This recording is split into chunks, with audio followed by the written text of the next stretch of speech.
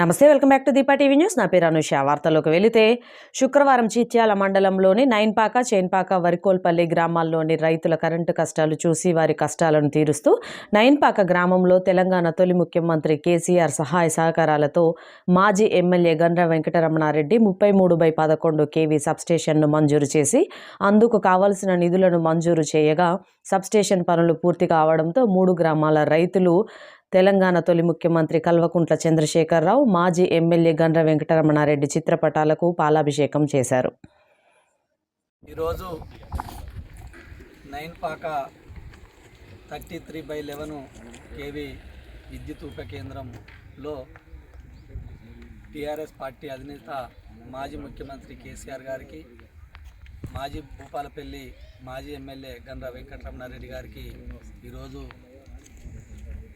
నైన్పాక గ్రామంలోని రైతులు, బీఆర్ఎస్ కుటుంబ సభ్యులందరూ కూడా పాలాభిషేకం చేయడం జరిగింది. నైన్పాక, వరకోల్పల్లె, చేన్పాక గ్రామాల రైతుల చిరకాల వాంఛ అయినటువంటి యొక్క విద్యుత్ ఉప కేంద్రం ఈరోజు మరి గత ప్రభుత్వంలో అప్పటి ఎమ్మెల్యే గారు మరి ఇక్కడ ఉన్నటువంటి రైతుల కోసం ఈ యొక్క సబ్ స్టేషన్ను మంజూరు చేసి ఆ రోజు శంకుస్థాపన చేయడం జరిగింది.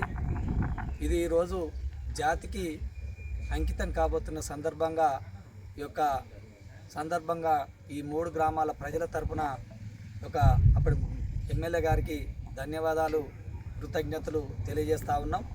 మరి అప్పుడున్నటువంటి ప్రభుత్వంలో అనేక అభివృద్ధి కార్యక్రమాలు మరి ఆ రోజు శంకుస్థాపన చేసి అనేక పనులు మరి ఈరోజు ప్రారంభోత్సవానికి వచ్చి ఈరోజు చిట్యాల మండలంలో అనేక అభివృద్ధి కార్యక్రమాలు మరి జరిగినాయి.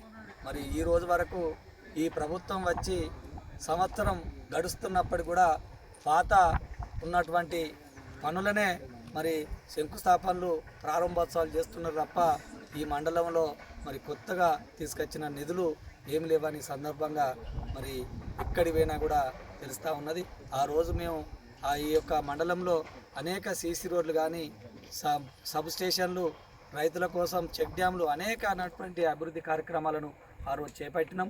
మరి అవే పనులను ఈరోజు ఇప్పుడున్నటువంటి ఎమ్మెల్యే మరి శంకుస్థాపనలు కానీ, ప్రారంభోత్సవాలు కానీ చేస్తూ ఉన్నారు.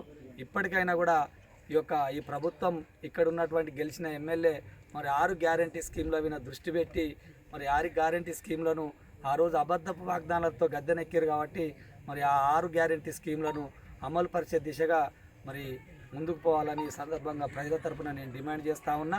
ఏది ఏమైనప్పటికీ కూడా నైన్పాక, వరకోల్పల్లె, చేన్పాక గ్రామాల చిరకాల వాంఛను తీర్చినటువంటి గౌరవ మాజీ ముఖ్యమంత్రి కేసీఆర్ గారికి, గౌరవ మాజీ ఎమ్మెల్యే వెంకటరమణారెడ్డి గారికి ఈ సందర్భంగా మేము ధన్యవాదాలు, కృతజ్ఞతలు తెలియజేస్తా ఉన్నాం.